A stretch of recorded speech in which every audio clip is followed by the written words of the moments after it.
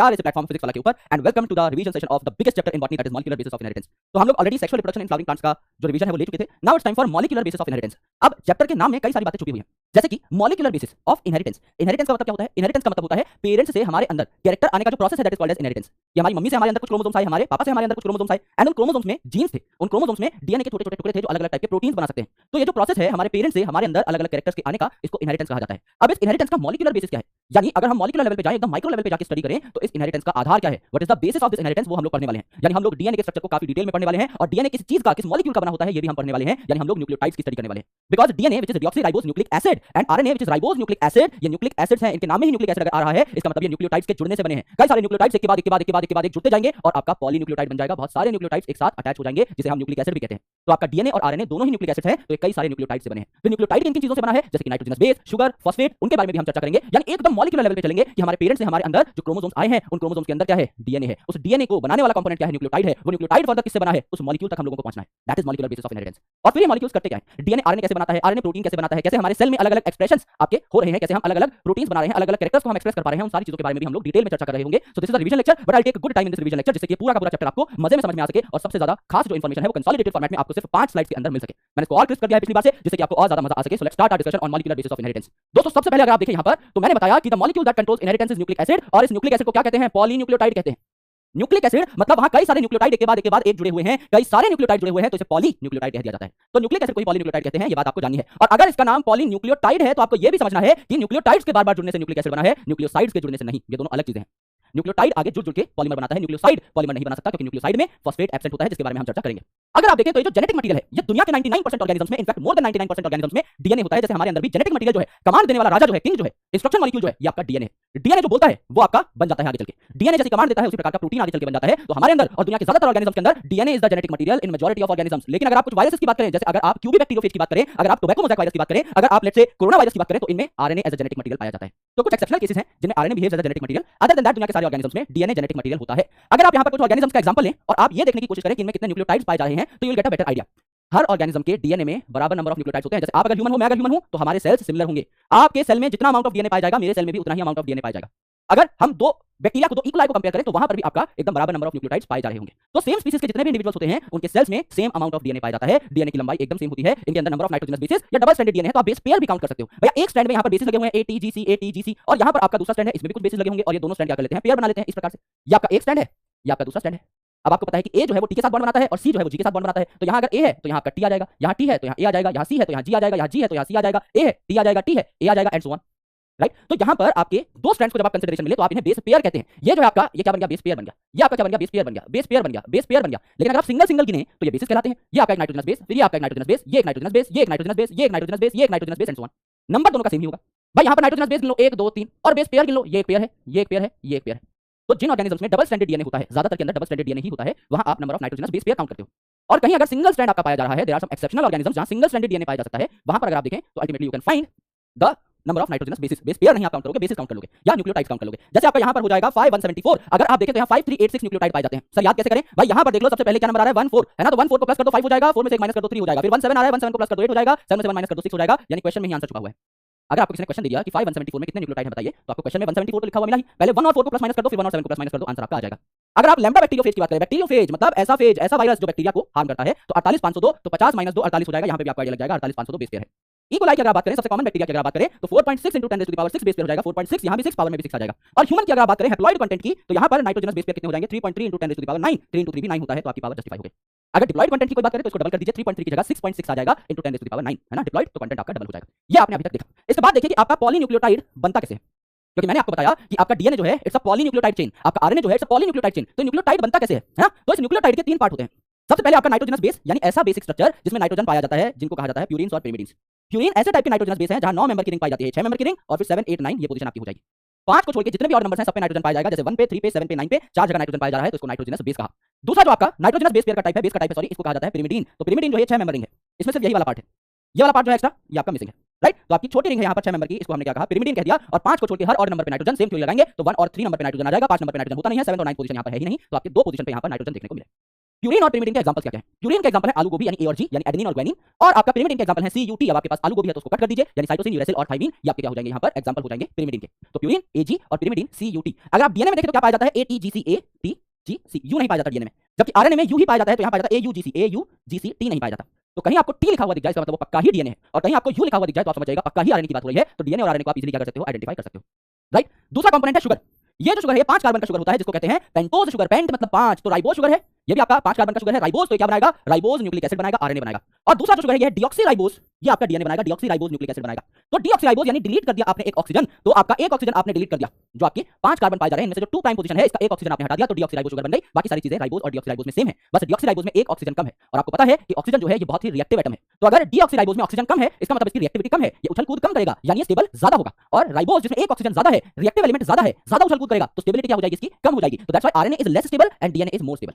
Similarly अगर आप देखें तो आरएनए में पाया जाता है यू और डीएनए में पाया जाता है टी, और आपका टी जो है it is far more stable then uracil. तो अल्टीमेटली डीएनए ज्यादा स्टेबल जेनेटिक मटेरियल है, इसलिए 99% ऑर्गेनिजम्स में पाया जाता है। ज्यादा तर में आपका डीएनए इसलिए पाया जाता है because it is stable chemically और स्ट्रक्चरली, ये ज्यादा स्टेबल है। आरएनए इसलिए कम ऑर्गेनिजम्स में पाया जाता है क्योंकि इसकी स्टेबिलिटी क्या है, कम है। अब देखिए अगर आप इस नाइट्रोजनस बेस पे शुगर जोड़ दें, एस फॉर शुगर जोड़ दें, तो क्या बन जाएगा, न्यूक्लियोसाइड बन जाएगा। फॉस्फेट नहीं है इसमें, नाइट्रोजनस बेस और शुगर है बस, तो क्या हो जाएगा, न्यूक्लियोसाइड बन जाएगा। लेकिन अगर इस न्यूक्लियोसाइड के ऊपर आपने फॉस्फेट और जोड़ दिया, या तीसरी चीज अगर आपने जोड़ दी, तब कंप्लीट न्यूक्लियोटाइड बनेगा। और इस न्यूक्लियोटाइड को बार बार जोड़ते रहोगे तो बहुत सारे न्यूक्लियोटाइड साथ इकट्ठे हो जाएंगे, तो पॉलीन्यूक्लियोटाइड बनेगा यानी न्यूक्लिक एसिड बनेगा। यानी न्यूक्लिक एसिड बनाने के लिए आपका न्यूक्लियोटाइड का होना जरूरी है, फॉस्फेट का होना जरूरी है। न्यूक्लियोसाइड में फॉस्फेट नहीं है, सिर्फ नाइट्रोजनस बेस और शुगर है, इसीलिए ये पॉलीमराइज नहीं हो सकता। फॉस्फेट की आवश्यकता है आपका पॉलीमराइजेशन के लिए। अब सबसे पहले डीएनए की खोज किन्होंने की, आपका फ्रेडरिक मिशर साहब है, जिन्होंने 1869 में डीएनए को खोजा और कहा कि भैया न्यूक्लियस में से ये स्ट्रक्चर पाया जा रहा है, तो इसका नाम मैं न्यूक्लिन दे देता हूं। बाद में अल्टमान नाम के एक साइंटिस्ट है जिन्होंने पता लगाया कि ये जो आपका न्यूक्लिन है, जो न्यूक्लियस के अंदर पाया जाता है, इसका जो नेचर है वो एसिडिक है, क्योंकि इसमें फॉस्फेट या फॉस्फोरिक एसिड मॉलिक्यूल पाया जाता है, तो इसका नाम न्यूक्लिक एसिड रख दिया गया। तो डीएनए की डिस्कवरी किन्होंने की, मिशर साहब ने। न्यूक्लिन शब्द किन्होंने दिया, मिशर साहब ने। एसिडिक उसका नेचर पता किसने किया, आपका अल्टमान साहब ने। न्यूक्लिक एसिड नाम किन्होंने दिया, अल्टमान साहब ने। अब अगर आप डीएनए की शक्ल देखें तो ये आपका डबल स्ट्रैंडेड स्ट्रक्चर है डीएनए का। ये जो डीएनए का स्ट्रक्चर है ये 4 साइंटिस्ट ने मिलकर दिया था। वाटसन और क्रिक उसमें प्राइम रोल अदा कर रहे थे, और एक्सरे डिफ्रैक्शन डेटा यूज किया गया था, जो कि आपका मॉरिस विल्किंस और रोजालिंड फ्रैंकलिन मैम ने तैयार किया था। तो 2 साइंटिस्ट थे जिन्होंने आपका डीएनए की काफी सारी एक्सरे डिफ्रैक्शन फोटोग्राफ्स ली, और उन फोटोग्राफ्स के बेसिस पे स्ट्रक्चर किन्होंने बनाया, आपके वाटसन और क्रिक ने बनाया। तो इन चारों को जो है बहुत सम्मान दिया गया। रोजालिंड फ्रैंकलिन मैम की डेथ नोबेल प्राइज सेरेमनी से पहले हो गई थी, इसलिए उनको नोबेल प्राइज नहीं मिला, बाकी तीनों को नोबेल प्राइज दिया गया, क्योंकि नोबेल प्राइज कभी भी पोस्टमसली यानी किसी साइंटिस्ट की डेथ के बाद नहीं दिया जाता, लिविंग साइंटिस्ट को ये प्राइज मिलता है, राइट। तो ये जो है यहाँ पर 2 स्ट्रैंड दिखाई दे रहे हैं, this is 1 strand, this is 2nd strand. एक स्ट्रैंड में यहाँ पर 5 प्राइम फॉस्फेट होगा, तो दूसरे में क्या हो जाएगा, 3 प्राइम OH ग्रुप हो जाएगा, यहाँ OH ग्रुप फ्री होगा। यहाँ पर आपका अगर 3 प्राइम OH है तो दूसरे कोने पे 5 प्राइम फॉस्फेट होगा, तो आप कहते हैं this is 5 prime to 3 prime strand. दूसरा इसका एकदम उल्टा होगा, अपोजिट दिशा में 5 प्राइम टू 3 प्राइम, उल्टी दिशा में इसे कहा जाता है एंटी पैरेलल पोलैरिटी। एक स्ट्रैंड अगर ऐसे जा रहा है तो दूसरा ऐसे जाएगा, एक ऐसे जा रहा है तो दूसरा ऐसे जाएगा। ये 5 प्राइम टू 3 प्राइम, तो ये 5 प्राइम टू 3 प्राइम उल्टी दिशा में, एंटी पैरेलल। पैरेलल नहीं है, एंटी पैरेलल डायरेक्शन अपोजिट है, राइट। और 2 स्ट्रैंड्स है तो इसे डबल हेलिकल स्ट्रक्चर कहा जाता है। वाटसन और क्रिक साहब ने स्ट्रक्चर दिया किसके डेटा के बेसिस पे, आपका फ्रैंकलिन और विल्किंस के डेटा के बेसिस पे। अब ये जो डीएनए है ये समझिए आपने कोई कपड़ा है उसको मरोड़ दिया है, तो जब आप एक टर्न दे रहे हैं, जब आपने एक टर्न मरोड़ दिया है, ये जो आपका एक पूरा का पूरा सर्कल बन रहा है, इसको हम कहते हैं पिच ऑफ द हेलिक्स। ये जो पूरी हेलिक्स है, ये जो हेलिकल स्ट्रक्चर है, इसकी पिच कहा जाता है इस 360 डिग्री टर्न को। तो ऐसा माना जाता है कि इस 360 डिग्री टर्न की जो लंबाई है ये 34 एंगस्ट्रॉम है, या नैनोमीटर में आप लिखेंगे तो 3.4 नैनोमीटर है, राइट। और इस एक पूरे के पूरे टर्न में 10 बेस पेयर पाए जाते हैं। यहाँ भी 10 नाइट्रोजनस बेसिस, यहाँ भी 10 नाइट्रोजनस बेसिस, तो 10 आपके पेयर बन गए, 10 बेस पेयर यहाँ पर पाए जा रहे हैं। तो अगर आपको पूछा जाए डिस्टेंस बिटवीन 2 बेस पेयर, तो क्या बता पाएंगे, आराम से बता पाएंगे सर। 2 बेस पेयर के बीच में कितना डिस्टेंस होगा, 34 एंगस्ट्रॉम डिवाइडेड बाय 10 या 3.4 नैनोमीटर डिवाइडेड बाय 10, तो क्या हो जाएगा 3.4 एंगस्ट्रॉम या 0.34 नैनोमीटर। इस हिसाब से आप अपने सेल में पाए जाने वाले कंप्लीट डीएनए का साइज निकाल सकते हैं। अगर 2 नाइट्रोजनस बेस पेयर के बीच में जो गैप है ये 3.4 एंगस्ट्रॉम है। और अभी मैंने आपको बताया था आपके हैप्लॉइड सेल में यहाँ पर अगर आप देखें तो 3.3 × 10 to the power 9 base pair है, तो डिप्लॉयड कंटेंट में कितना होगा, 6.6 × 10 टू द पावर 9। जब आप पूरे सेल की काउंटिंग कर रहे हो तो डिप्लॉयड कंटेंट ही लोगे, तो 6.6 × 10 टू द पावर 9 इनटू यहाँ पर हो जाएगा आपका 0.34 नैनोमीटर, यानी 0.34 × 10 टू द पावर -9 मीटर। -9 से +9 कट जाएगा, 6.6 × 0.34 हो जाएगा 2.2, यानी आंसर आ जाएगा 2.2 मीटर लंबा डीएनए पाया जाता है आपके हर डिप्लॉयड सेल के अंदर। हैप्लॉइड सेल की अगर बात करेंगे तो उसका आधा हो जाएगा, 1.1 मीटर आपका यहाँ पर डीएनए की लेंथ हो जाएगी आपके एक सेल के अंदर, एक हैप्लॉइड सेल के अंदर। ये जो डीएनए का स्ट्रैंड है ये राइट हैंडेड कॉइल होता है इस प्रकार से, क्योंकि हेलिक्स है ना, स्प्रिंग जैसा है, तो राइट हैंड साइड में आपका क्या हो रहा होता है, हेलिक्स बना रहा होता है, राइट हैंडेड कॉइल स्ट्रक्चर यहाँ पर देखने को मिलता है। जैसा मैंने आपको बताया, ए जो है टी के साथ डबल हाइड्रोजन बॉन्ड बनाएगा, सी जो है जी के साथ डबल ट्रिपल हाइड्रोजन बॉन्ड बनाएगा। तो ए हमेशा टी के साथ बाइंड करता है, ए और टी का नंबर हमेशा सेम रहेगा डीएनए में, दोनों 2 हाइड्रोजन बॉन्ड्स के माध्यम से जुड़े होते हैं। सी और जी जो है ये हमेशा साथ रहेंगे, और 3 हाइड्रोजन बॉन्ड्स यहाँ पर आपको देखने को मिलते हैं। तो ए जो है आपका क्या है भैया, pyrimidine प्यूरिन है ना, और किसके साथ बाइंड करता है, टी के साथ, तो pyrimidine है, तो प्यूरिन और pyrimidine की जोड़ी एक बड़ा नाइट्रोजन बेस एक छोटा नाइट्रोजन बेस बराबर हो गए, ठीक है। यहाँ पर जी जो है किसके साथ बाइंड करता है, सी के साथ, तो वही है प्यूरिन pyrimidine। तो डीएनए आपका एकदम क्या चलता है, यूनिफॉर्म चलता है। अगर 2 बड़े-बड़े नाइट्रोजन बेस साथ में बाइंड कर जाए, ए अगर जी के साथ बाइंड कर जाए तो दिक्कत हो जाएगी, डीएनए बीच में से चौड़ा हो जाएगा, दोनों ही आपकी जो नाइट्रोजन बेसेस है बड़ी-बड़ी हैं। और अगर 2 pyrimidine साथ में बाइंड कर जाए तो डीएनए जो है सकड़ा हो जाएगा, क्योंकि अल्टीमेटली दोनों ही छोटी-छोटी यहाँ पर रिंग्स देखने को मिल रहे हैं। इसलिए हमेशा चाहिए हमें एक प्यूरिन एक pyrimidine, एक प्यूरिन एक pyrimidine, इस प्रकार से जिससे कि डीएनए आपका बराबर रहे, इसका डायमीटर यूनिफॉर्म रहे, इसलिए प्यूरिन हमेशा pyrimidine के साथ ही बाइंड करता है। आरएनए में अगर आप देखें, लेट्स से किसी केस में डबल स्ट्रैंडेड आरएनए बन गया, तो ए जो है ये यूजुअली टी के साथ बाइंड करता है। अब आरएनए में टी तो होता नहीं है, डीएनए में होता है, तो ए यहाँ पर इस केस में किससे बाइंड कर लेगा, यू से बाइंड कर लेगा। तो जी और सी वाली कॉम्बिनेशन आपकी एकदम सेम रही, और आपकी ए किसके साथ बाइंड कर लेगी, यहाँ पर यू के साथ बाइंड कर लेगी। ये चीज आपको नहीं देखने को मिलती है। अब अगर आप देखें तो मैंने आपको बताया एक डिप्लॉयड सेल में 2.2 मीटर लंबा डीएनए है, और सेल होता है बहुत छोटा सा, राइट। तो इतने छोटे से सेल में इतना सारा डीएनए ठूस-ठूस के कैसे भरा हुआ है, लेट्स फिगर आउट दैट। तो पैकेजिंग ऑफ डीएनए हेलिक्स के बारे में चर्चा कर लेते हैं। तो इतना लंबा डीएनए इतने छोटे से सेल में कैसे ठूस-ठूस के भरा गया, उसे हम पैकेजिंग कहते हैं। तो there are a lot of proteins which help in this packaging, जिन्हें हिस्टोन प्रोटीन्स कहा जाता है। तो हिस्टोन जो है ये कैसे होते हैं, आपके बेसिक अमीनो एसिड कैरी करने वाले प्रोटीन होते हैं। क्योंकि अगर आप देखें तो डीएनए कैसा है, एसिडिक है, क्योंकि उसमें फॉस्फोरिक एसिड, फॉस्फेट है, तो फॉस्फोरिक एसिड के साथ कौन बॉन्ड बनाएगा, बेस बॉन्ड बनाएगा, एसिड बेस की जोड़ी बन जाती है। और अगर आप डीएनए को देखें तो डीएनए में है फॉस्फेट PO4 नेगेटिव, तो ये नेगेटिवली चार्ज होता है डीएनए ओवरऑल इस फॉस्फेट की वजह से, तो इस पे क्या करके बाइंड करेगा, पॉजिटिवली चार्ज प्रोटीन आकर बाइंड करेगा ना, नेगेटिव और पॉजिटिव की जोड़ी बढ़िया रहती है, दोनों अट्रैक्ट करते हैं। तो ये जो आपका बेसिक अमीनो एसिड है लाइसिन और आर्जिनिन रिच अमीनो एसिड्स यहां पर पाए जा रहे हैं, तो आपका ये पॉजिटिव होते हैं ओवरऑल, क्योंकि ये अगर बेसिक है, right, if they are basic तो अल्टीमेटली ये प्रोटोनेटेड स्टेज में पाए जाएंगे। एक एसिड जो है वो प्रोटॉन डोनेट करता है, तो अगर COOH पाया जा रहा है कहीं पे तो अपने प्रोटॉन को डोनेट कर देगा और बन जाएगा COO नेगेटिव। लेकिन अगर NH2 पाया जा रहा है अमीनो एसिड में, अमीनो ग्रुप पाया जा रहा है NH2, तो प्रोटॉन एक्सेप्ट करके बन जाएगा NH3 पॉजिटिव। तो यहाँ पर तो भैया ये बेसिक अमीनो एसिड है ना, तो प्रोटॉन को लेना चाहेंगे, प्रोटॉन ले लेकर कैसे हो जाएगी, पॉजिटिव हो जाएंगे। तो इनमें सबसे इंपॉर्टेंट अमीनो एसिड कौन से पाए जाते हैं, लाइसिन और आर्जिनिन, जो बेसिक होते हैं, जो पॉजिटिव होते हैं। अभी पॉजिटिव अमीनो एसिड है तो जाहिर सी बात है नेगेटिवली चार्ज डीएनए के साथ क्या कर लेंगे, बाइंड हो जाएंगे, राइट। तो यहाँ पर आपके कई सारे प्रोटीन्स, हिस्टोन प्रोटीन्स अवेलेबल होते हैं, जैसे H2A इसके 2 यूनिट, H2B इसकी 2 यूनिट, H3 इसकी 2 यूनिट, H4 इसकी 2 यूनिट। तो 2-2 यूनिट आपके 4 प्रोटीन्स की हैं, H2A, H2B, H3, H4, 2-2 unit चारों की हो गई, तो टोटल यूनिट कितनी हुई, 8। 8 का मतलब ऑक्टा, तो यहाँ पर एक गोल मेटल स्ट्रक्चर बन जाता है जिसको क्या कहते हैं, ऑक्टामर, इसको कहते हैं हिस्टोन ऑक्टामर। ये 4 अलग अलग हिस्टोन की 8 यूनिट्स हैं यहाँ पर 2-2 करके, तो इसे ऑक्टामर कहा जाता है, राइट। तो हिस्टोन ऑक्टामर बन गया। अब ये हिस्टोन ऑक्टामर जो है ये आपका बेसिक अमीनो एसिड से मिलकर बना है, तो डीएनए को अटैक करेगा तो 200 बेस पेयर लंबा डीएनए जो है एक ऑक्टामर के अराउंड लिपट जाता है। ये जो आपका ऑक्टामर है इसके अराउंड 200 बेस पेयर का डीएनए जो है वो लिपट जाता है। तो इसके आजू बाजू डीएनए लिपटा रहता है और बीच में भी आपका कुछ डीएनए छूटा रहता है। इसको हम लोग क्या कहते हैं, बीड्स ऑन स्ट्रिंग मॉडल। ऐसा लगता है कि कोई माला है यहाँ पर, उस माला का धागा है और उस धागे में बीच बीच में मोती लगे हुए हैं। तो ये जो मोती जैसा स्ट्रक्चर है, जो बीड जैसा स्ट्रक्चर है, क्या है, न्यूक्लियोसोम। न्यूक्लियोसोम क्या होता है, ये हिस्टोन ऑक्टामर था मेरे भाई। इस ऑक्टामर के अराउंड 200 बेस पेयर लंबा डीएनए लिपट गया। जब ये आपका डीएनए इस ऑक्टामर के अराउंड लिपट गया तो इसको न्यूक्लियोसोम कहा जाने लगा। ये आपका ओवरऑल मोती जैसा दिखाई देता है। तो न्यूक्लियोसोम है मोती, और बीच का जो डीएनए बचा हुआ है, जो धागा दिख रहा है, थ्रेड जो दिख रहा है, ये है क्रोमेटिन, यानी आपका लगभग डीएनए यहाँ पर हो गया। तो अगर आपको डीएनए को पैक करना शुरू करना है तो उस टाइम पर histone will give a very big help. लेकिन जब आपको और बढ़िया तरीके से इसकी पैकेजिंग करनी है डीएनए की, और हायर लेवल पे पैकेजिंग करनी है, तो कुछ नॉन हिस्टोन प्रोटीन्स की जरूरत पड़ती है। तो एट हायर लेवल जब इस डीएनए को और पैक करके आपको क्रोमोसोम बनाना है, जब इस डीएनए को पैक करके आपको बहुत ही कॉम्पैक्ट क्रोमोसोम बनाना है, उस टाइम पर आप क्या करोगे भाई, उस टाइम पर यहाँ पर और प्रोटीन्स को आप लेकर के आओगे, जिनको कहा जाता है नॉन हिस्टोन क्रोमोसोमल प्रोटीन या NHC प्रोटीन। तो एट हायर लेवल आपका NHC प्रोटीन भी रिक्वायर्ड होते हैं, और आपका डीएनए जो है पैक होते होते होते होते क्रोमोसोम की शेप ले लेता है। ये हमने अभी तक सीखा। अब हमें ये कैसे पता लगा कि डीएनए ही जेनेटिक मटेरियल है, आपका प्रोटीन जेनेटिक मटेरियल नहीं है, या आरएनए ज्यादातर ऑर्गेनिजम्स में जेनेटिक मटेरियल नहीं है। हमको ये बात पता कैसे लगी, how we identified and how we claimed that DNA is the genetic material. उसके लिए कुछ एक्सपेरिमेंट्स किए गए, वो एक्सपेरिमेंट्स मैं आपके साथ शेयर कर देता हूं। तो सबसे पहला जो एक्सपेरिमेंट था, ये था ग्रिफिथ साहब का ट्रांसफॉर्मेशन प्रिंसिपल एक्सपेरिमेंट। 1928 में इन्होंने एक्सपेरिमेंट किया था। ग्रिफिथ साहब ने यहाँ पर 2 स्ट्रेन लिए एक बैक्टीरिया के, जिसका नाम था डिप्लोकोकस, यानी डिप्लोकोकस निमोनिया, ऐसा बैक्टीरिया जो कि निमोनिया कॉज करता है। उसके 2 स्ट्रेन लिए, एक था आपका एस स्ट्रेन यानी स्मूथ स्ट्रेन। स्मूथ स्ट्रेन मतलब इसके ऊपर एक पॉलीसैकेराइड का कोट था, एक आपका क्या था, शुगर का कोट था जो इसको प्रोटेक्ट कर रहा था। अगर कोई बैक्टीरिया जिसके ऊपर अच्छा खासा कोट है, जो उसको प्रोटेक्ट करता है, वो हमारे शरीर में आएगा, तो हमारा इम्यून सिस्टम उस बैक्टीरिया से लड़ने की कोशिश करेगा, लेकिन वो कोट पहन के आया है, तो there are very good chances कि वो बैक्टीरिया बच जाए और आपकी बॉडी में निमोनिया कॉज कर दे। तो ये जो एस स्ट्रेन था, ये वायरुलेंट था, ये प्रोटेक्टेड था, तो ये आपकी बॉडी में निमोनिया कॉज कर सकता है। जबकि आर स्ट्रेन ये रफ था, आर फॉर रफ, इसके ऊपर कोई कोट नहीं था, तो ये प्रोटेक्टेड नहीं है। हमारी बॉडी के इम्यून सेल्स आते हैं, इसकी गर्दन पकड़ लेते हैं, भाई कहां जा रहा है, और इसको ढूंढ देते हैं, तो ये हमारी बॉडी में निमोनिया कॉज नहीं कर पाता। That's why it is non virulent. Virulent नहीं था, खतरनाक नहीं था, राइट। तो आपके ग्रिफिथ साहब ने यहाँ पर किनका इस्तेमाल किया, चूहों का इस्तेमाल किया। तो जब इन्होंने एस स्ट्रेन का बैक्टीरिया डाला चूहे में, तो एस होता है खतरनाक, तो चूहा मर जाना चाहिए था, मर गया, निमोनिया हो गया बेचारे को। आपका आर स्ट्रेन का जब बैक्टीरिया डाला तो ये है सेफ, तो चूहा बच जाना चाहिए था, चूहा बच गया, ये बात भी सही है। अब आपके ग्रिफिथ साहब ने क्या किया, हीट किल कर दिया एस स्ट्रेन को, यानी एस स्ट्रेन की जान निकाल दी। अब उसमें आपका बीमारी कॉज करने की क्षमता नहीं है, तो हीट किल कर दिया अगर एस स्ट्रेन को, और माइस में डाला तो माइस बीमार नहीं होनी चाहिए थी, बचनी चाहिए थी, बच गई। लेकिन चौथे केस में ऐसी चीज मिली ग्रिफिथ साहब को देखने के लिए जिन्होंने उसे चौंका दिया, जैसे कि heat killed S strain bacteria. अब heat killed S strain bacteria तो माइस को मार नहीं रहा था, तो ये सेफ है, हीट किल कर दिया क्योंकि एस स्ट्रेन बैक्टीरिया को। और आर स्ट्रेन ये भी बैक्टीरिया को नहीं, ये भी नहीं मार रहा था माइस को, तो ये भी माइस को नहीं मार रहा था। यानी दोनों के दोनों सेफ चीजें मिलाई आपने, आर स्ट्रेन भी माइस को नहीं मारता और हीट किल्ड एस स्ट्रेन भी माइस को नहीं मारता। लेकिन जब इनको मिला करके डाला गया माइस के अंदर, तो माइस मर गई। और उससे भी खतरनाक बात कि जब ग्रिफिथ साहब ने इस चूहे के हार्ट सेल्स को देखा, तो पता लगा कि भैया यहाँ पर जिंदा एस स्ट्रेन पाए जा रहे हैं। भाई एस स्ट्रेन तो हीट किल हो गया था, तो ये कैसे पाया जा रहा है। तो ग्रिफिथ साहब ने ऐसा कहा कि बैक्टीरिया जो है इसने ट्रांसफॉर्मेशन दिखाई है। ये जो हीट किल्ड एस स्ट्रेन था, इसने कोई ना कोई मटेरियल भेजा आर स्ट्रेन के पास। कौन सा मटेरियल था ये नहीं बताया। इन्होंने बताया कि इस एस स्ट्रेन ने, हीट किल्ड एस स्ट्रेन ने कोई ना कोई मटेरियल भेजा आर स्ट्रेन के पास। और अब आर स्ट्रेन में एस स्ट्रेन का मटेरियल चला गया, तो आर स्ट्रेन एस स्ट्रेन की तरह ही बिहेव करेगा, क्योंकि DNA is the genetic material. तो अगर मुझमें एस स्ट्रेन का मटेरियल है तो मैं एस स्ट्रेन की तरह बिहेव करूंगा, पॉलीसैकेराइड कोट अपने अराउंड बना लूंगा। तो इसलिए आर स्ट्रेन ट्रांसफॉर्म हो गया इनटू एस स्ट्रेन, इसलिए इसको कहा गया आपका transformation principle. R strain transform हो गया किसमें, एस स्ट्रेन में। तो यहाँ से पहली बात हमें पता लगती है कि आपका हीट किल्ड एस स्ट्रेन जो था, बैक्टीरिया मर चुका है, लेकिन उसके अंदर का डीएनए अभी भी आपका सेफ है, यानी डीएनए बहुत स्टेबल मॉलिक्यूल है। इसीलिए ज्यादातर ऑर्गेनिजम्स में DNA is the genetic material. और जब ये डीएनए एक सेल जब इसको मिल जाता है, अच्छा खासा हेल्दी आर स्ट्रेन का सेल जब इसको मिल जाता है, तो डीएनए उस सेल के अंदर घुस के उस सेल को एस स्ट्रेन में कन्वर्ट कर देता है, तो यहाँ पे ट्रांसफॉर्मेशन हो जाती है। लेकिन जैसा मैंने कहा कि ग्रिफिथ साहब ये नहीं बता पाए कि किस मॉलिक्यूल की वजह से ट्रांसफॉर्मेशन हुई, तो यहाँ पे उनके 3 चेले आए, एवरी, मैक्लिओड और मैककार्टी। इन्होंने कहा गुरुजी हम बताएंगे कि ट्रांसफॉर्मेशन किस केमिकल की वजह से हुई। तो इन्होंने बताया डीएनए की वजह से ट्रांसफॉर्मेशन हुई, आरएनए और प्रोटीन की वजह से नहीं, यानी DNA is the genetic material. कैसे बताया इन्होंने कहा कि ये आपका एक हीट किल्ड एस स्ट्रेन है, ये आपका आर स्ट्रेन है। हम क्या करेंगे, अलग अलग केमिकल्स डाल के देखेंगे और ये पता लगाएंगे कि ट्रांसफॉर्मेशन किससे हो रही है। तो इन्होंने जब प्रोटीन डाला तो देखा ट्रांसफॉर्मेशन नहीं हुई, आरएनए डाला ट्रांसफॉर्मेशन नहीं हुई, डीएनए डाला ट्रांसफॉर्मेशन हो गई, यानी ट्रांसफॉर्मेशन के लिए डीएनए रिस्पांसिबल था, है ना। अल्टरनेटिव फिलॉसफी भी यहाँ पे आप अप्लाई कर सकते हो, जैसे कि जब आपके डीएनए को इस सेल में जाने से रोक लिया, अगर ऐसे प्रोटीन को सेल में जाने से रोक दिया, तो ट्रांसफॉर्मेशन पे कोई असर नहीं पड़ा, क्योंकि डीएनए आरएनए चले गए। प्रोटीन ट्रांसफॉर्मेशन करा ही नहीं रहा था, तो उसको चाहे रोक लो। सिमिलरली आरएनए को जब सेल में जाने से रोक दिया, तो भी ट्रांसफॉर्मेशन पे कोई असर नहीं पड़ा, क्योंकि आरएनए ट्रांसफॉर्मेशन करता नहीं है। लेकिन जब डीएनए को सेल में जाने से रोक दिया, आर स्ट्रेन में जाने से रोक दिया, तो ये ट्रांसफॉर्म नहीं हो पाया, मतलब डीएनए को जब रोका तो ट्रांसफॉर्मेशन रुकी, यानी डीएनए कॉजेस ट्रांसफॉर्मेशन, ऐसा यहाँ पर कहा गया। पर कुछ साइंटिस्ट अभी भी कन्विंस नहीं थे, इसलिए फाइनल अनइक्विवोकल प्रूफ जो आया वो हर्शी एंड चेज साहब ने दिया। इन्होंने क्या किया, इन्होंने आपके बैक्टीरियोफेजेस लिए, यानी ऐसे वायरस जो बैक्टीरिया को हार्म करते हैं। तो जो बैक्टीरियोफेजेस है, इसमें इन्होंने क्या किया, एक बैक्टीरिया में जो प्रोटीन कोड है, इसको रेडियो एक्टिव सल्फर से टैग कर दिया। क्योंकि भैया प्रोटीन जो होती है किसकी बनती है, अमीनो एसिड्स की, और अमीनो एसिड्स जो है उनमें 2 ऐसे अमीनो एसिड हैं जिनमें सल्फर पाया जाता है, आपका सिस्टीन और मिथाइलिन। तो यहाँ पर हर्शी एंड चेज ने क्या किया, इस बैक्टीरियोफेज के प्रोटीन पे रेडियोएक्टिव सल्फर डाल दिया, क्योंकि सल्फर से प्रोटीन नहीं होता है, डीएनए यहाँ नॉर्मल है।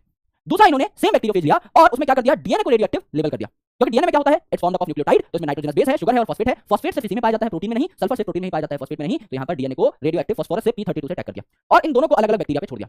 जब इन्होंने पहले वायरस को देखा तो इन्हें पता लगा कि जो बैक्टीरिया है उसके अंदर कोई रेडियोएक्टिव कंटेंट नहीं गया, यानी जो रेडियोएक्टिव प्रोटीन था ये बैक्टीरिया के बाहर ही पड़ा रह जाता है, सिर्फ डीएनए अंदर जाता है। तो इन्होंने देखा कि जो रेडियोएक्टिव पार्ट है वो तो बैक्टीरिया के बाहर पड़ा हुआ है, बैक्टीरिया के अंदर नहीं गया, यानी प्रोटीन बैक्टीरिया के अंदर जाता ही नहीं है, तो protein is not the genetic material. और यहाँ पे इन्होंने देखा कि ये जो रेडियोएक्टिव डीएनए है ये बैक्टीरिया के अंदर पाया गया, यानी डीएनए बैक्टीरिया के अंदर जाता है, यानी DNA is the genetic material. तो सिंपल सी बात है, यहाँ से ये भी प्रूफ हो गया कि प्रोटीन बैक्टीरिया के अंदर नहीं जाता, it's not the genetic material, और ये भी प्रूफ हो गया कि डीएनए बैक्टीरिया के अंदर जाता है, it is the genetic material. यहाँ से एकदम हर साइंटिस्ट ने मान लिया कि डीएनए जेनेटिक मटेरियल है, प्रोटीन जेनेटिक मटेरियल नहीं है, सिंपल। अब यहाँ पर अगर हम देखें तो जेनेटिक मटेरियल की कुछ प्रॉपर्टीज होती हैं, अगर कोई भी मॉलिक्यूल इन प्रॉपर्टीज को फॉलो करता है तो उसको जेनेटिक मटेरियल बोला जाएगा। जैसे कि it should be able to replicate itself, replicate अपनी कॉपी बना पाए, डीएनए भी अपनी कॉपी बना सकता है, आरएनए भी, तो दोनों जेनेटिक मटेरियल हो सकते हैं। डीएनए और आरएनए जो है इनमें स्टेबिलिटी कैसी है, RNA is very less stable and DNA is more stable. दोनों जेनेटिक मटेरियल है लेकिन आरएनए बहुत कम जीवों के अंदर जेनेटिक मटेरियल है, डीएनए अधिकतर सब ऑर्गेनिज्म के अंदर जेनेटिक मटेरियल है बिकॉज़ ऑफ द स्टेबिलिटी। वो पॉइंट सबसे इंपॉर्टेंट है, point number 2। Point number 3, slow mutation, धीरे धीरे इसमें चेंजेस आए। अब डीएनए जो है वो इतना स्टेबल है कि उसमें म्यूटेशन सच में ही स्लो आती है, लेकिन आरएनए अगर आप देखोगे तो अनस्टेबल है, तो उसमें बहुत जल्दी जल्दी म्यूटेशन आती है। चौथा, एक्सप्रेस इटसेल्फ, एक्सप्रेस इटसेल्फ मतलब प्रोटीन बनाए, तो डीएनए जो है पहले आरएनए बनाता है फिर प्रोटीन बनाता है, आरएनए सीधा ही प्रोटीन बना सकता है, तो दोनों ही अपने आप को एक्सप्रेस कर सकते हैं, दोनों ही अपने आप को प्रोटीन बनाने के लिए एकदम तैयार कर सकते हैं। तो ultimately both are genetic material, लेकिन स्टेबिलिटी की अगर बात देखें, स्लो म्यूटेशन की अगर बात देखें तो आरएनए जो है बहुत कम लोगों के अंदर जेनेटिक मटेरियल है, बहुत कम ऑर्गेनिजम्स के अंदर जेनेटिक मटेरियल है, DNA is genetic material in almost all the organisms, right. अब भैया वॉटसन एंड क्रिक जिन्होंने डीएनए का स्ट्रक्चर दिया था उनमें से जो क्रिक साहब थे, C4 क्रिक साहब, इन्होंने C4 सेंट्रल डॉगमा की स्कीम दी। क्या है सेंट्रल डॉगमा की स्कीम? डीएनए जब अपनी कॉपी बनाए इसको कहते हैं रेप्लिका बनाना यानी रेप्लिकेशन, डीएनए जब आरएनए बना ले तो इसको कहते हैं ट्रांसक्रिप्शन, और आरएनए जब प्रोटीन बना ले तो इसको कहते हैं ट्रांसलेशन। ये तीनों के तीनों स्टेप्स वन बाय वन हम लोगों को अभी पढ़ने हैं। तो हम शुरू करते हैं विद द रेप्लिकेशन। नाम से ही पता लग रहा है रेप्लिका बनाना यानी कॉपी बनाना, यानी डीएनए यहाँ पर अपनी कॉपी बनाएगा। तो सबसे पहली जो इंपॉर्टेंट बात है वो ये है कि DNA replication is semi conservative in nature. Semi मतलब आधा, जैसे सेमी सर्कल मतलब आधा सर्कल, सेमी मतलब हाफ यानी 50%, कंजर्वेटिव कंजर्व होना, तो 50% डीएनए आपका कंजर्व होता है और 50% डीएनए नया बनता है। यानी कि अगर डीएनए में दो स्ट्रैंड है और इसको दो डॉटर सेल्स बनाने हैं तो ये दोनों के दोनों स्ट्रैंड सेपरेट हो जाएंगे, दोनों टेम्पलेट की तरह बिहेव करेंगे, यानी दोनों पे ही रेप्लिकेशन शुरू होगी। तो दोनों डीएनए के स्ट्रैंड सेपरेट हो गए, तो 50% डीएनए यहाँ, 50% यहाँ, 50% यहाँ नया वाला स्ट्रैंड बनेगा, 50% यहाँ नया वाला स्ट्रैंड बनेगा। तो यहाँ भी दो स्ट्रैंड, एक नया स्ट्रैंड एक पुराना, यहाँ भी दो स्ट्रैंड, एक नया स्ट्रैंड एक पुराना, तो यहाँ पे 50% नया कंटेंट बना, 50% पुराना रहा, 50% नया कंटेंट बना, 50% पुराना रहा। It is semi conservative in nature. Prove कैसे किया कि डीएनए रेप्लिकेशन सेमी कंजर्वेटिव है? तो आपके बैक्टीरिया में ये प्रूव किया मेसेल्सन एंड स्टाल नाम के साइंटिस्ट ने हेवी नाइट्रोजन को यूज करके।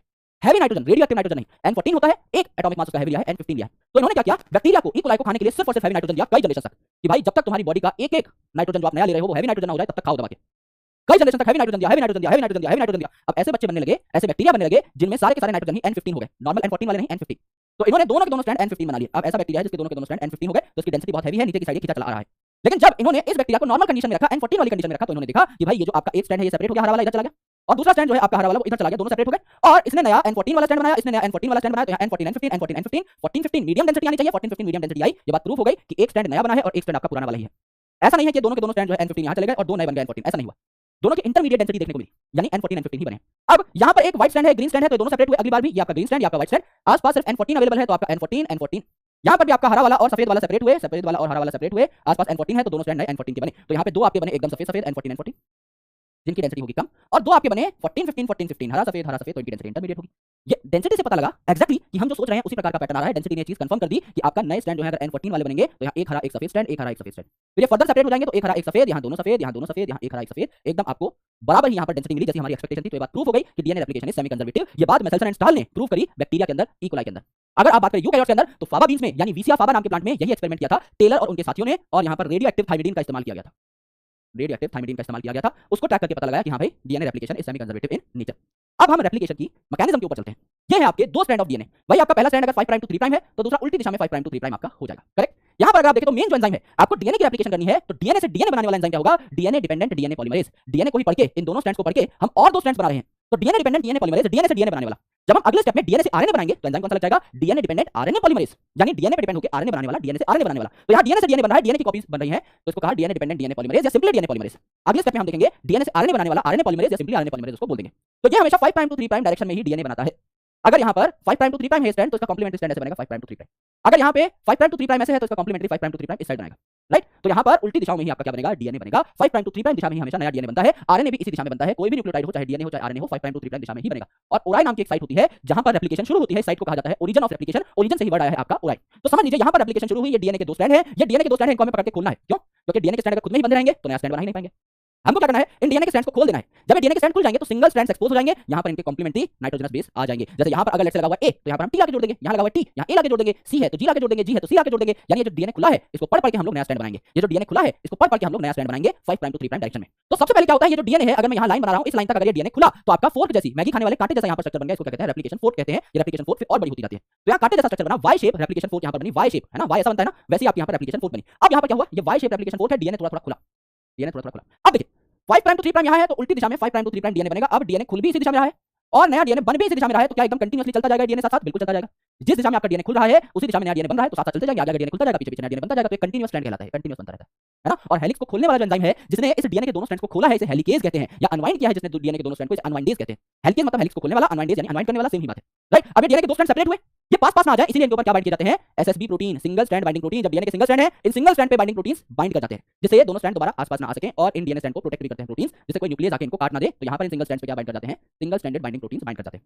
अब देखिए डीएनए इतना खुला तो 5 प्राइम टू 3 प्राइम दिशा में यहाँ पर क्या हुआ? आपका डीएनए बना। डीएनए बनाने के लिए इनिशियली आपको क्या चाहिए? आपको एक प्राइमर चाहिए, आरएनए का प्राइमर, जिसको बाद में रिमूव कर सकते हो। एक छोटा सा आरएनए का टुकड़ा, क्योंकि आपको पता है डीएनए हो चाहे आरएनए हो, ये न्यूक्लिक एसिड है, इनका एक एंड 5 प्राइम होगा, दूसरा 3 प्राइम होगा। तो अगर आपका यहाँ पर आरएनए का टुकड़ा है तो उससे आपको 5 प्राइम टू 3 प्राइम एक 3 प्राइम OH मिल जाएगा। इस OH के ऊपर आप नया नाइट्रोजनस बेस लगा सकते हो।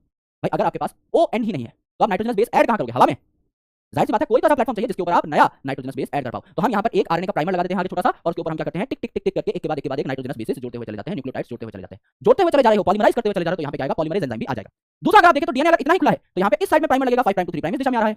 भाई this is 5 prime to 3 prime, तो यहाँ 5 प्राइम टू 3 प्राइम इस साइड बनेगा ना, तो 5 प्राइम टू 3 प्राइम इस दिशा में बन रहा है, 5 प्राइम टू 3 प्राइम इस दिशा में बन रहा है, तो आपका यहाँ पर इसके आगे तो डीएनए है ही नहीं कोई, तो सिर्फ इतना ही टुकड़ा बनेगा, उसके बाद पॉलीमरेज काम करना बंद कर देगा।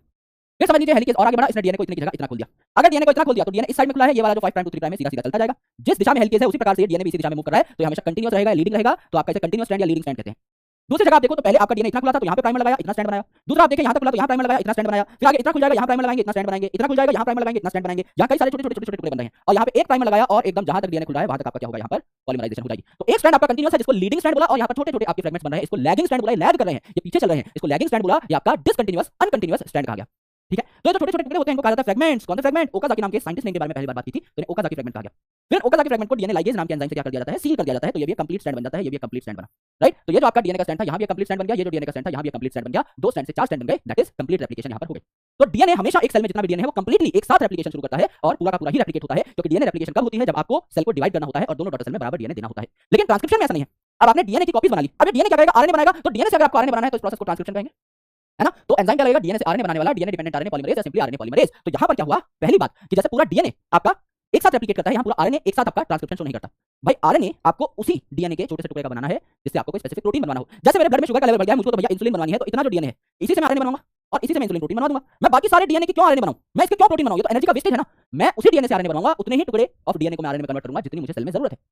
मुझे अगर अपनी बॉडी में हेक्सोकाइनेज अभी बनाना ही नहीं है तो मैं क्यों उसका आरएनए, क्यों उसका प्रोटीन बना करके बैठूं? मैं उस डीएनए को नॉर्मली पड़ा रहने दूंगा, मैं उससे आरएनए प्रोटीन नहीं बनाऊंगा।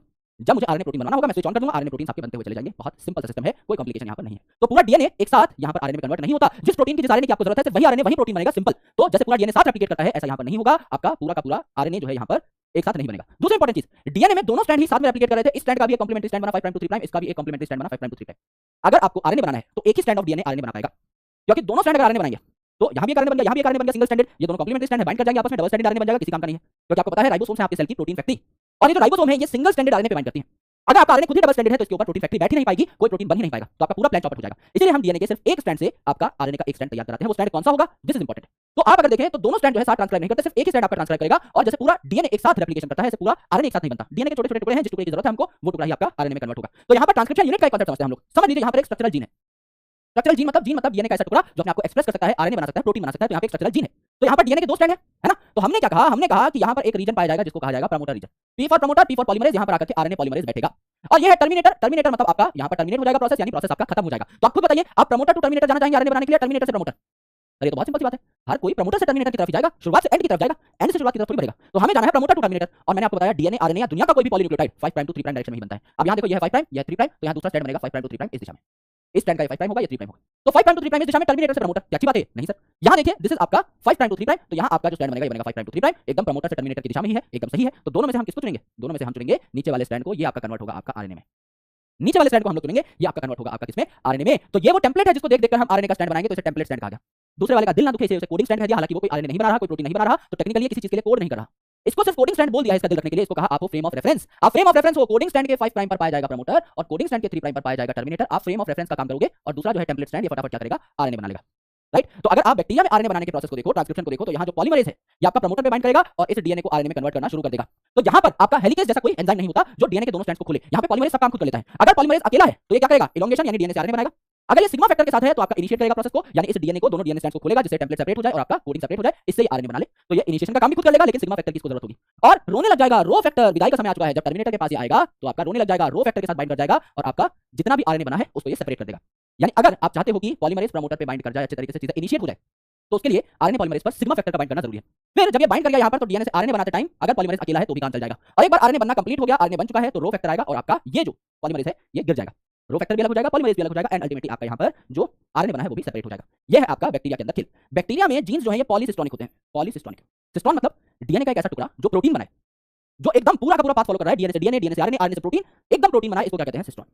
जीन क्या होता है? जीन भैया आरएनए भी बना सकता है, जैसे डीएनए से आरएनए बनाया, आरएनए से प्रोटीन बनाया तो भी जीन है। अगर कुछ आरएनए है, जैसे आपका आरआरएनए, राइबोसोमल आरएनए, जो राइबोसोम का स्ट्रक्चर बनाने के लिए इंपॉर्टेंट है, आपका टीआरएनए जो प्रोटीन सिंथेसिस में इंपॉर्टेंट है, अगर आपका डीएनए टीआरएनए बना रहा है, अगर आपका डीएनए आरआरएनए बना रहा है या एमआरएनए बना के आगे चल के प्रोटीन बना रहा है, तीनों ही केसेस में इसको जीन कहा जाएगा। लेकिन अगर सिस्टोन कहना है तो डीएनए से आरएनए, आरएनए से प्रोटीन। अगर ये आपका टीआरएनए आरआरएनए बना रहा है तो इसको सिस्टोन नहीं बोला जाएगा, सिर्फ जीन बोलोगे। सिस्टोन बोलने के लिए इट इज मैंडेटरी कि आपका वो प्रोटीन बना रहा हो। तो पॉलीसिस्टोनिक, बहुत सारे सिस्टोन साथ कंट्रोल हो जाते हैं, P for prokaryote, P for पॉलीसिस्टोनिक। Diwali की लड़ी की तरह एक बटन जलाया, पूरी की पूरी लड़ी जो है उसमें जितने भी बल्ब थे सब जगमगा उठे, एक बल्ब से, एक स्विच से, सॉरी, हमने कई बल्ब्स को रेगुलेट कर दिया। तो यहाँ पर क्या है बैक्टीरिया में, आप पढ़ेंगे आगे, अभी जस्ट अगली स्लाइड में लैक ऑफ आप क्या करेंगे, एक बटन दबाएंगे, एक प्रमोटर पे आप पॉलीमरेज बाइंड कराएंगे, आगे 3-4 जो आपके सिस्टोन्स हैं, 3-4 इंपॉर्टेंट जीन्स जो हैं वो प्रोटीन बना बैठेंगे, एक ही स्विच से कई प्रोटीन बन जाते हैं। लेकिन हमारे अंदर यूकैरियोट्स के अंदर मोनोसिस्टोनिक अरेंजमेंट होती है, एक स्विच से एक ही बल्ब जलेगा, जैसे हमारे कमरे का पंखा एक ही स्विच से चलता है, टीवी एक ही स्विच से चलता है, कैमरा एक ही स्विच से चलता है, एसी एक ही स्विच से चलता है, सब कुछ एक स्विच से एक अप्लायंस चल रहा है। Monocistronic, one by one switch पर जीन या पर सिस्टोन, मोनोसिस्टोनिक। लेकिन आपका प्रोकैरियोट में एक स्विच दबाने पे कई सारे आपके प्रोटीन बन जाते हैं, इसे पॉलीसिस्टोनिक अरेंजमेंट कहा जाता है। यूकैरियोट में अगर आप देखें तो एडिशनल थोड़े बहुत चेंजेस होते हैं, कॉम्प्लेक्सिटी होती है।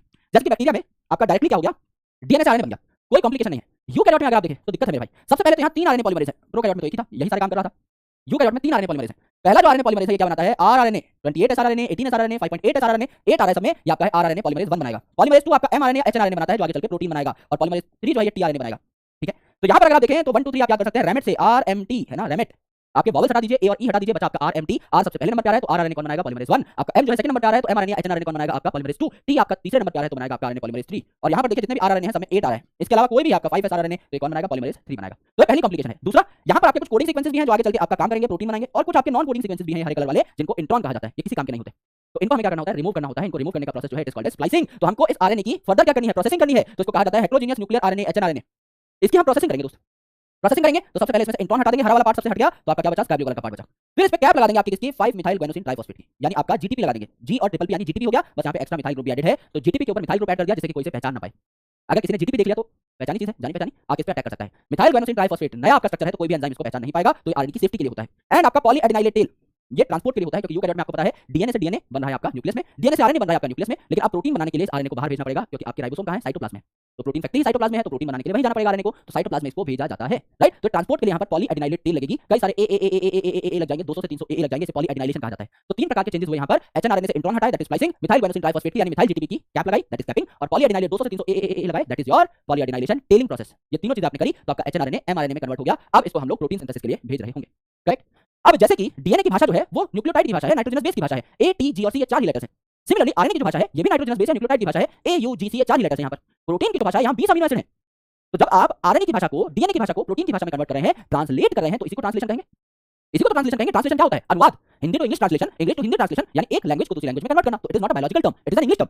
तो आप क्या कर रहे हैं यहाँ पर, आपका न्यूक्लियोटाइड की जो भाषा थी डीएनए और आरएनए की, इसको आप अमीनो एसिड की भाषा में कन्वर्ट कर रहे हैं, प्रोटीन की भाषा में कन्वर्ट कर रहे हैं। तो यहाँ पर जॉर्ज गैमो नाम के एक साइंटिस्ट थे, उन्होंने कहा कि कोडॉन्स जो है ट्रिपलेट हैं, 3 नाइट्रोजनस बेसेस मिलकर के एक कोडॉन बनाएंगे, एक अमीनो एसिड बना रहे होंगे। इन्हें कैसे पता लगा, इन्होंने कहा कि भैया 4 आपके नाइट्रोजनस बेसेस हैं, अगर एक नाइट्रोजनस बेस एक अमीनो एसिड बनाए तो 4 ही अमीनो एसिड बनेंगे, 20 अमीनो एसिड नहीं बन पाए। फिर उन्होंने कहा कि 4 नाइट्रोजनस बेसेस हैं, अगर कपल की तरह बिहेव करें, ए टी के साथ जुड़ जाए, आरएनए से बना रहे हैं, सॉरी ए यू के साथ जुड़ जाए, ए जी के साथ जुड़ जाए, जी सी के साथ जुड़ जाए, कपल की तरह बिहेव करेंगे तो 4 16 अलग अलग कॉम्बिनेशन होंगी, फिर भी 20 अमीनो एसिड नहीं बन पाए। फिर इन्होंने कहा कि अगर इनको मैं 3 की फॉर्मेट में रखूं, ट्रिपलेट की फॉर्मेट में, तो 64 कोडॉन्स हो जाएंगे, 64 कॉम्बिनेशन होंगी, 64 कॉम्बिनेशन तो 20 अमीनो एसिड आराम से बना लेंगे। तो यहाँ पर इन्होंने पूरा टेबल बनाया, यहाँ पे लिखा यूसीएजी यूसीएजी यूसीएजी यूसीएजी यूसीएजी यूसीएजी, पूरा इन्होंने 64 कोडॉन्स का यहाँ टेबल बनाया। ये यू इस यू से और इस यू से बाइंड कर रहा है यूयूयू, ये यू इस यू से और इस सी से बाइंड कर रहा है यूयूसी, ये यू इस यू से और इस ए से बाइंड कर रहा है यूयूए, ये यू इस यू से और इस सी से बाइंड कर रहा है यूयूजी। एक रैंडम उठाते हैं, जैसे ये सी जो है इस सी से बाइंड कर रहा है और इस ए से बाइंड कर रहा है तो सीसीए। इस प्रकार से यूसीएजी यूसीएजी यूसीएजी इन्होंने इस प्रकार से पूरा का पूरा टेबल बढ़िया तरीके से बना लिया। यहाँ पर अगर आप देखेंगे तो 64 कोडॉन यहाँ पर बने, 64 कोडॉन में से 3 ऐसे हैं जो स्टॉप कोडॉन है, that is UAA UGA and UAG, UAA UAG and UG, इन्हें स्टॉप कोडॉन कहा जाता है, अलग से मैंने मार्क भी किया हुआ है। स्टॉप कोडॉन मतलब समझ लीजिए आप आरएनए को पढ़ रहे हैं, वहां लिखा हुआ एयूजी यूयूयू यूसीए यूसीए यूजीए, तो आप अगर देखेंगे तो यहाँ पर यूजी आ गया, इसका मतलब स्टॉप होने का टाइम हो गया है। अब जो है आपकी प्रोटीन सिंथेसिस स्टॉप हो जाएगी, उससे पहले जितने कोडॉन आए उतने अमीनो एसिड बन जाएंगे। ये आपका एक तरीके से ब्रेक है कि इनमें से कोई भी सीक्वेंस आ जाए, इन तीनों में से कोई भी सीक्वेंस आ जाए, आपका प्रोटीन सिंथेसिस वहां स्टॉप हो जाएगी। एयूजी अगर आप देखें तो स्टार्ट कोडॉन है ना, ये आपका पुश स्टार्ट है, ये स्टार्ट करता है प्रोटीन सिंथेसिस को, और बीच में अगर कहीं आ जाए, स्टार्ट होने के बाद बीच में अगर कहीं एयूजी आपको दिखाई दे, तो ये अमीनो एसिड भी बनाता है मिथायोनिन, और आपका स्टार्ट करने का भी काम करता है प्रोटीन सिंथेसिस को। तो इसके दो काम है, एयूजी के दो काम है, स्टार्ट भी करना तो स्टार्ट कोडॉन और इनिशिएटर कोडॉन, और आपका मिथायोनिन के लिए कोड करना। दीज आर ऑलमोस्ट यूनिवर्सल, यानी लगभग सारे ऑर्गेनिजम्स में यूयू जो है फिनाइलएलेनिन ही बनाएगा, यूयूसी फिनाइलएलेनिन ही बनाएगा, यूयूए ल्यूसीन ही बनाएगा, यूयूजी ल्यूसीन ही बनाएगा। लगभग सारे ऑर्गेनिजम्स में एक आधा एक्सेप्शन है, जैसे माइटोकॉन्ड्रिया का खुद का डीएनए होता है, तो वहां जेनेटिक कोड पढ़ने का तरीका थोड़ा सा अलग है, कुछ एक प्रोटोजोन्स में थोड़ा सा अलग है, एक आधा अमीनो एसिड डिफरेंट है, बाकी लगभग दुनिया के सारे ऑर्गेनिजम्स में ये पढ़ने का तरीका एकदम सेम है। अब सबसे important point, degenerate and unambiguous. Degenerate and unambiguous, correct. Degenerate and unambiguous, unambiguous मतलब कोई कंफ्यूजन नहीं है। सीएजी हमेशा आपका जीएलएन ही बनाएगा, या आप देख लीजिए सीजीजी हमेशा आर्जिनिन ही बनाएगा, सीजीए आर्जिनिन ही बनाएगा, सीजीसी आर्जिनिन ही बनाएगा। तो एक जो अमीनो एसिड है आर्जिनिन, ये मल्टीपल कोडॉन से बन सकता है, सीजीयू भी आर्जिनिन बना रहा है, सीजीसी भी, सीजीए भी, सीजीजी भी, एजीए भी, एजीजी भी, तो आपके 6 अलग अलग कोडॉन आर्जिनिन बना रहे हैं। तो एक जो अमीनो एसिड है it can be coded by multiple codon, जिसे कहते हैं डीजेनरेसी। लेकिन सीजीयू कोई और अमीनो एसिड नहीं बनाएगा, हमेशा आर्जिनिन बनाएगा। It is unambiguous nature, unambiguous, कोई कंफ्यूजन नहीं है कि आपका सीसीयू जो है हमेशा प्रोलीन बनाएगा। प्रोलीन और भी आपके कोडॉन बना सकते हैं, लेकिन सीसीयू तो प्रोलीन ही बनाएगा, कुछ और नहीं बना सकता। सीसीसी प्रोलीन ही बनाएगा, कुछ और नहीं बना सकता। सीसीए प्रोलीन ही बनाएगा, कुछ और नहीं बना सकता। तो एक जो कोडॉन है ये हमेशा एक ही अमीनो एसिड बनाएगा, लेकिन एक अमीनो एसिड जो है इसको मल्टीपल कोडॉन बना सकते हैं, क्योंकि भैया देखो सीधी सी बात है, कोडॉन है 64, 3 है स्टॉप कोडॉन, बच आपके 61 कोडॉन, 60 मान लो मोटा मोटा इजी कैलकुलेशन के लिए। तो 60 आपके कोडॉन है, 20 अमीनो एसिड है, तो अमीनो एसिड इतने कम है तो खुद ही पता लगा कि 3-3 कोडॉन एक अमीनो एसिड बनाता होगा, अगर आप यूनिफॉर्मली बांट दे तो कई ऐसे कोडॉन है जो सेम अमीनो एसिड बना सकते हैं, क्योंकि अमीनो एसिड कम है, लेकिन एक जो कोडॉन है वो स्पेसिफिक अपना पर्टिकुलर अमीनो एसिड ही बनाएगा, इसको अनएम्बिगुअस नेचर कहा जाता है। This is genetic code. अब जेनेटिक कोड पता लग गया तो डीएनए को हम आरएनए में कन्वर्ट कर चुके हैं। आरएनए पे सीक्वेंस लिखा हुआ है, लेट्स से एयूजी, तो प्रोटीन सिंथेसिस स्टार्ट, फिर लिखा हुआ यूयूजी तो ल्यूसीन बनाएगा, यूयूए ल्यूसीन बनाएगा, सीयूए ल्यूसीन बनाएगा, सीसीए प्रोलीन बनाएगा, सीए ग्लूटामिन बनाएगा, एयू एएसएन बनाएगा, एसीसी थ्रियोनिन बनाएगा, एजीए आर्जिनिन बनाएगा, फिर आएगा यूजीए यानी स्टॉप, आर्जिनिन आपका लास्ट अमीनो एसिड बना, उसके बाद काम खत्म, यानी कि आपका हमने एयूजी से लेकर के आर्जिनिन तक एक प्रोटीन बनाया 6-7 अमीनो एसिड का, फिर आपका कोई स्टॉप कोडॉन आ गया तो हमारा प्रोटीन सिंथेसिस खत्म हो गई। इस तरीके से काम करता है, राइट। तो ट्रांसलेशन जो है it is the process of formation of RNA to protein. Simple से स्टेप क्या है, सबसे पहले टीआरएनए की चार्जिंग। टीआरएनए क्या है, अडेप्टर मॉलिक्यूल है। टीआरएनए के दो एंड्स होते हैं, एक आपका आरएनए को पढ़ने वाला एंड और दूसरा अमीनो एसिड को पकड़ के लाने वाला एंड। तो एक होता है एंटी कोडॉन लूप, आरएनए के ऊपर जो सीक्वेंस इसको क्या बोला, कोडॉन। जैसे आरएनए पे लिखा हुआ है यूयूसी, तो आपका टीआरएनए जो है इस पे क्या लिखा रहेगा, यूयूसी का कॉम्प्लीमेंट्री सीक्वेंस। यू के बगल में क्या आता है, कॉम्प्लीमेंट्री ए, ए यू के साथ 2 हाइड्रोजन बॉन्ड बनाएगा, सी जी के साथ 3 हाइड्रोजन बॉन्ड बनाएगा। तो यू के सामने क्या आएगा ए, यू के सामने ए, सी के सामने जी, तो यहां क्या लिखा रहेगा एएजी। टीआरएनए पे एएजी लिखा रहेगा, तो ये आपका किसको ढूंढेगा, यूयूसी को ढूंढेगा।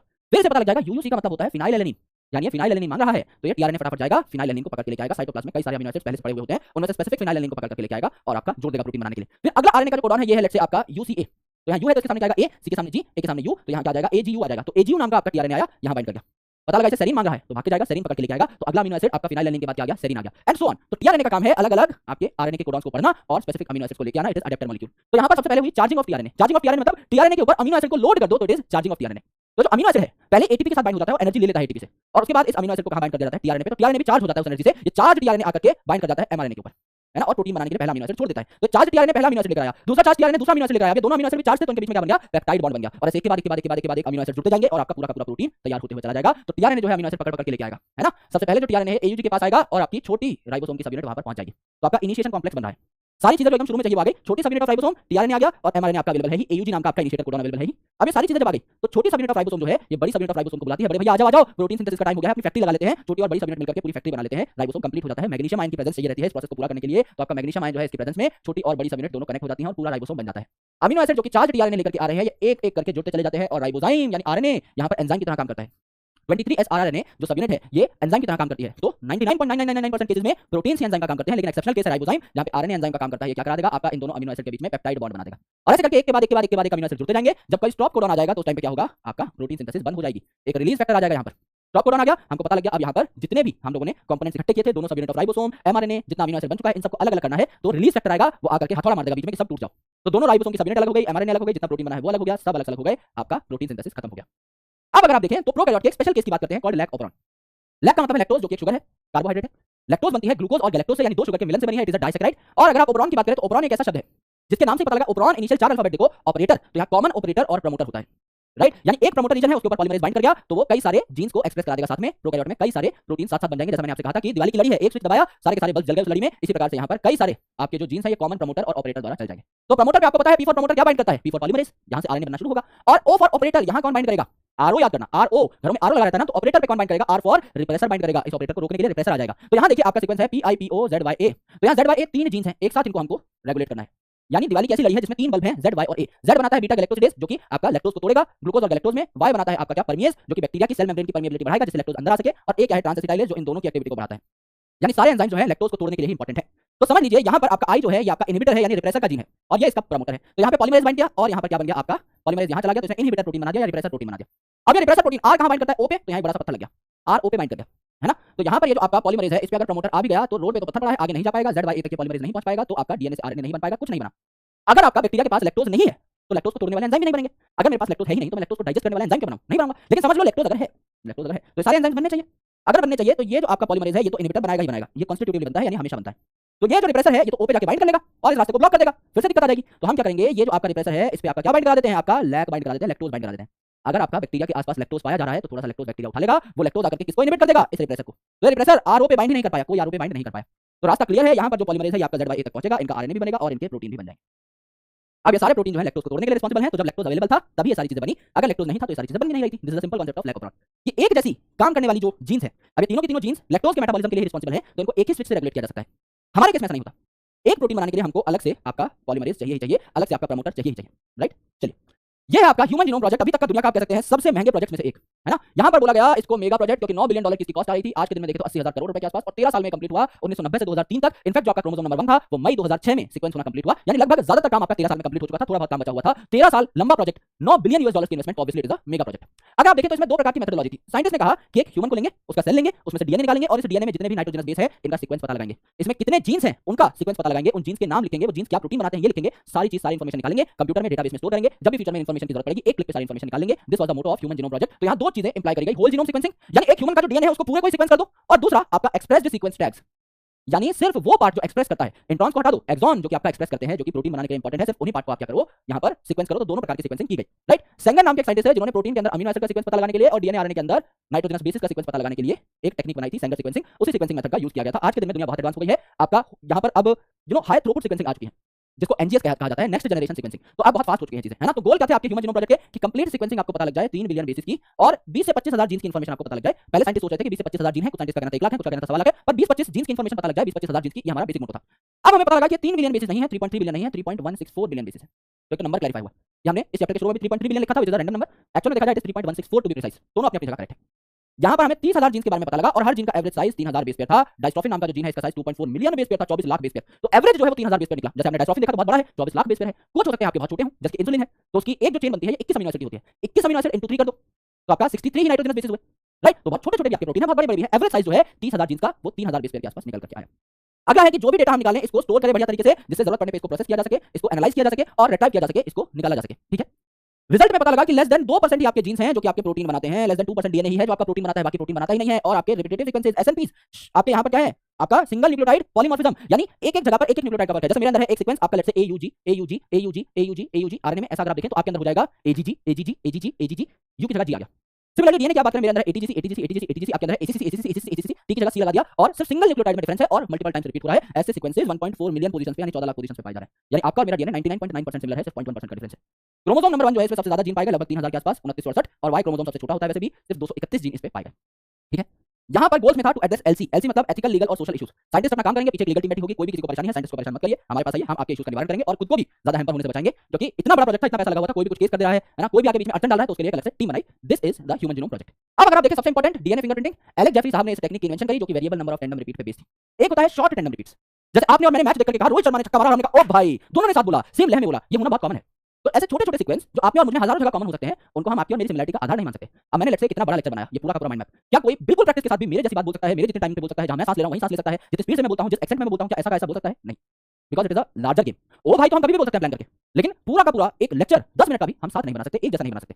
तो बड़े जो सीक्वेंसेस हैं इनका एक जैसा रिपीट हो जाना, इक्वल नंबर में रिपीट हो जाना इज वेरी रेयर। इन्हें कहा जाता है VNTR, variable number of tandem repeats. Tandem मतलब लगातार, वेरिएबल नंबर हर ऑर्गेनिज्म में, ये सीक्वेंसेस भी डिफरेंट हैं, थोड़ी थोड़ी जगह चेंजेस आ रहे हैं और इनका नंबर भी वेरिएबल है। आपके अंदर कोई सीक्वेंस 13 बार रिपीट हो रहा है, मेरे अंदर 50 बार रिपीट हो रहा है। अगर आपके अंदर भी कोई सीक्वेंस 50 बार रिपीट हो रहा है, मेरे अंदर भी सेम सीक्वेंस 50 बार रिपीट हो रहा है, सीक्वेंस भी सेम, नंबर भी same, then we are similar. तो आपके पिताजी जो है उनसे पूरा का पूरा क्रोमोसोम सेट उठ करके आपके अंदर है, तो उस पूरे के पूरे क्रोमोसोम सेट में जितने भी सीक्वेंसेस होंगे आपके अंदर भी वो पूरे के पूरे सीक्वेंसेस होंगे आपके 23 क्रोमोसोम में। तो आपका जो डीएनए है एक्जैक्टली 50% आपके पिताजी से मिलेगा, क्योंकि आपके पिताजी के अंदर भी अगर आप देखें तो एक सेट दादाजी से है, एक सेट दादी से, उसमें से एक सेट उठ करके आपके अंदर है। तो आपका एक सेट जो है 23 क्रोमोसोम आपका 46, 50% जो आपका सीक्वेंस है एक्जैक्टली फादर से मिलेगा, बिल्कुल मिलेगा। That's why it is used for paternity testing, crime spots पे अलग-अलग क्राइम्स को पता लगाना, राइट। इन सब में तो आप क्या करो, एक इंडिविजुअल है उसके डीएनए को एक्सट्रैक्ट करो, उसके डीएनए के छोटे-छोटे टुकड़े कर दो रेस्ट्रिक्शन एंजाइम से और उसे जेल पे दौड़ा दो। जेल पे दौड़ाओगे तो आपको पूरा का पूरा सीक्वेंस मिल जाएगा, सारे के सारे डीएनए के सीक्वेंसेस सेपरेट हो जाएंगे। फिर क्या करोगे आप, प्रोब बनाओगे, यानी मेरे पास कोई सीक्वेंस है, लेट्स से मेरे पास कोई सीक्वेंस है, मुझे ये सीक्वेंस ढूंढना है ATGC80, और मैंने यहाँ पर प्रोब बनाया, मुझे यही सीक्वेंस ढूंढना है, तो मुझे पता है मुझे इसी का प्रोब बनाना है, तो मैं ए के सामने क्या लाऊंगा, टी के सामने ए लाऊंगा, जी के सामने सी लाऊंगा, सी के सामने जी लाऊंगा, TA, ये मैंने प्रोब बनाया। अब ये प्रोब यहाँ बाइंड कर गया, एक और जगह बाइंड कर गया, एक और जगह बाइंड कर गया, एक और जगह बाइंड कर गया, एक और जगह बाइंड कर गया, 5 जगह बाइंड कर गया। मुझे पता लगा कि एक इंडिविजुअल में ये वाला जो सीक्वेंस है 5 बार है, और दूसरे इंडिविजुअल में ये वाला जो सीक्वेंस है ये सिर्फ 2 जगह आ रहा है। तो क्या ये दोनों इंडिविजुअल सेम हुए? नहीं भाई, एक में ये वाला सीक्वेंस 5 बार आइडेंटिफाई हुआ, दूसरे में 2 बार आइडेंटिफाई हुआ। अगर ये दोनों इंडिविजुअल सिमिलर होते तो same sequence same number of times repeat हो रहा होता। तो आप सिमिलरिटी और डिफरेंसेस दोनों के लिए आप क्या कर सकते हो, इस डीएनए फिंगरप्रिंटिंग का इस्तेमाल कर सकते हो। एंड अल्टीमेटली जब प्रोब बाइंड होता है किसी डीएनए सीक्वेंस से तो चमकने लगता है, आपको नॉर्मली नहीं दिखाई देगा, ऑटो रेडियोग्राफी टेक्निक से आपको देखना पड़ेगा ये रेडियोएक्टिव प्रोब कहां चमक रहा है। तो आप एक्जेक्टली गिन पाओगे 1 2 3 4 5 6 7 8 9, अच्छा 9 जगह चमक रहा है, 9 जगह जाके बाइंड किया है, यानी 9 सीक्वेंसेस हमको मिल गए। दूसरे इंडिविजुअल में सिर्फ 7 जगह चमक रहा है, तो सिर्फ 7 ही जगह हमें ऐसा सीक्वेंस मिला। अल्टीमेटली दीज आर डिफरेंट, ये हमें पता लग जाएगा। तो दिस इज डीएनए फिंगरप्रिंटिंग, अलग अलग चीजों के लिए आप इसकी एप्लीकेशंस एंड इस्तेमाल कर सकते हैं। ये आपका सबसे बड़े चैप्टर का एक बहुत ज्यादा efficient revision lecture and mind map था। पहले से बहुत ज्यादा कंसोलिडेटेड माइंड मैप है, क्योंकि हर साल मैं माइंड मैप बनाता हूं, लेकिन काफी सारी चीजें मैंने चेंज करी हैं, जैसे कि इमेजेस चेंज करी हैं, ये इमेजेस चेंज करी हैं, एंड जो डेटा है उसको भी काफी ज्यादा क्रिस्प किया गया है, जिससे आपको सारी चीजें बढ़िया तरीके से समझ में आए, कम स्लाइड्स में समझ में आए, एंड आपका रिवीजन एकदम प्रॉपर हो सके। अब जाहिर सी बात है 50 घंटे का लेक्चर है, जो कि टोटल हम लोग किसी भी बैच में पढ़ते हैं 20 25 30 50 घंटों में ये कवर होता है चैप्टर, तो उसको बहुत कम टाइम में कवर करना इज रियली डिफिकल्ट, लेकिन मैंने कोशिश की है कि ज्यादातर आपकी इंफॉर्मेशन कंसोलिडेट होकर आप तक पहुंचे। और मैं आपसे मिलूंगा अगले रिवीजन सेशन में, तब तक के लिए अपना ख्याल रखिए और पढ़ाई करते रहिए। जय हिंद, शुक्रिया।